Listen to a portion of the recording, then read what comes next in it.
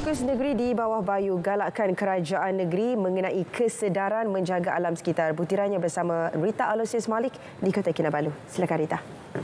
Ya dia.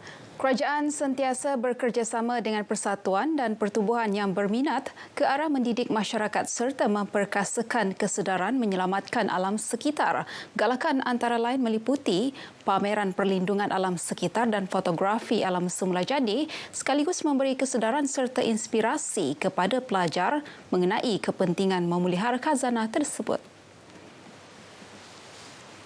Menteri Pelancongan, Kebudayaan dan Alam Sekitar Datuk Christina Liew berkata, aktiviti di sekolah seperti menanam pokok bunga dan buah-buahan mampu meningkatkan pengetahuan pelajar mengenai perlindungan alam sekitar selain mengajar mengenai kaedah memperbaiki atau memulihkan alam sekitar. They have actually set up a greenery section.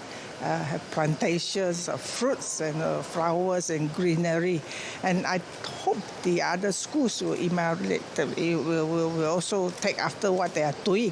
I understand just now that Ranau as a school also doing that, because not only you will beautify your school compound, but you also encourage the students from young to understand the importance of environmental issues.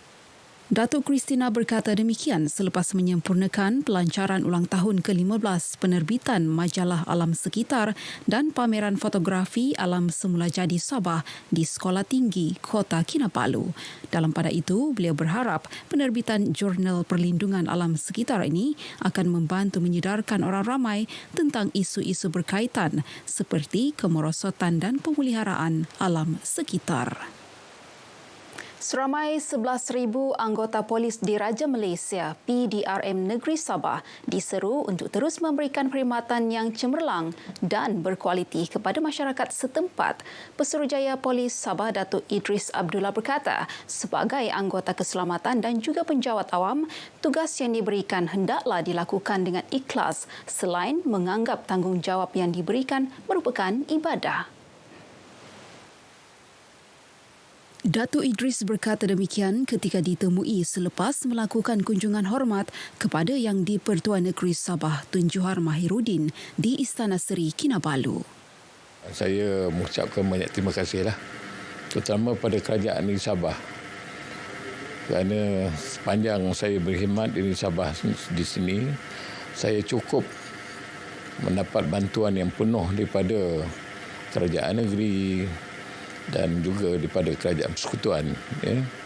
Jadi sepanjang saya menjalankan tugas saya sebagai PGP Sabah, saya telah dapat laksanakan tugas-tugas saya dengan mudah, dengan adanya sokongan dan bantuan daripada semualah, termasuklah warga rakyat negeri Sabah ini sendirilah. Datuk Idris turut memaklumkan esok merupakan hari terakhir beliau sebagai Pesuruhjaya Polis Sabah setelah 34 tahun berkhidmat sebagai penjawat awam dan akan mula bersara wajib.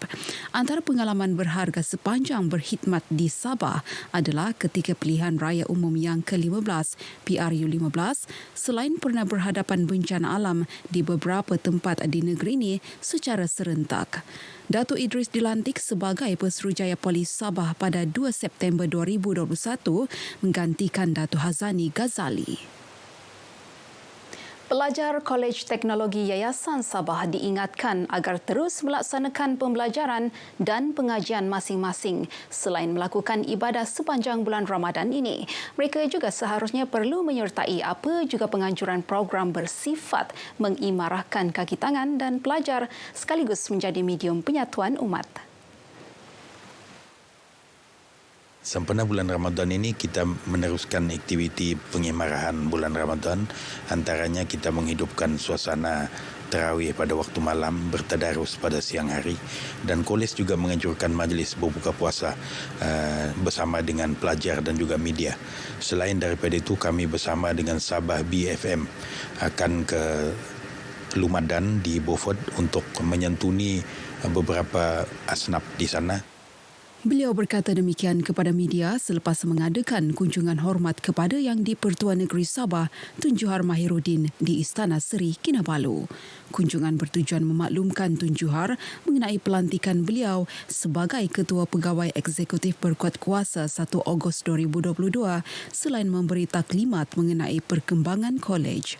Haji Samin turut memberitahu bahawa pihaknya akan menghantar 30 pelajar cemerlang tempatan untuk menyambung pengajian di Timur Tengah dalam bidang pengajian Islam dan perubatan. Semua pelajar yang ditaja oleh Yayasan Sabah dan Kerajaan Negeri itu akan mengikuti kursus khas 5 bulan terlebih dahulu sebelum menyambung pengajian mereka. Seramai 35 kanak-kanak dari Rumah Amal Anak Yatim Kingfisher diraikan dalam satu jamuan berbuka puasa di BTC Mall Inanam, Kota Kinabalu. Ia sebagai pelaksanaan tanggungjawab sosial korporat CSR kumpulan syarikat BTC Berhad kepada golongan memerlukan pada Ramadan kali ini. Majlis seumpama yang dilaksana setiap tahun turut menyantuni golongan asnaf dan orang kurang upaya OKU. Dan memang tiap tahun kami buat, ini adalah salah satu kami punya program yang tradisi kami lah. Tradisi kami lah. So kami berasa bangga jugalah kerana dapat memberikan peluang untuk memberikan sedikit sebanyak apa yang kami boleh dapatlah kepada mereka.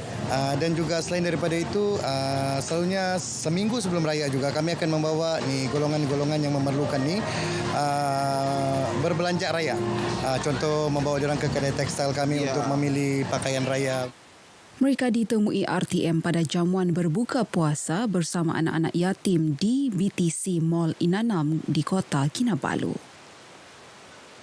Baik, paparan tadi mengakhiri perkembangan dari Sabah untuk petang ini. Terus sahaja bersama Dia Nawai di Angkasa Puri untuk lebih banyak berita dalam negeri selepas ini. Dia? Baik, terima kasih Rita. Langsung dari Sabah.